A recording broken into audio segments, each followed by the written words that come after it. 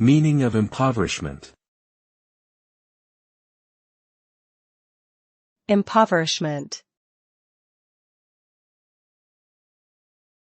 Impoverishment. Impoverishment. Impoverishment.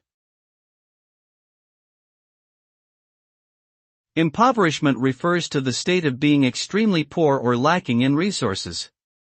This can occur at an individual level, where a person struggles to meet their basic needs due to financial difficulties, or at a societal level, where a larger group or community lacks access to necessary resources like food, shelter, and healthcare.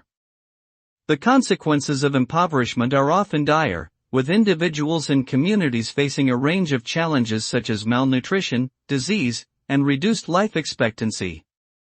Addressing poverty and overcoming impoverishment is a complex issue that requires ongoing attention and support from governments, organizations, and individuals alike.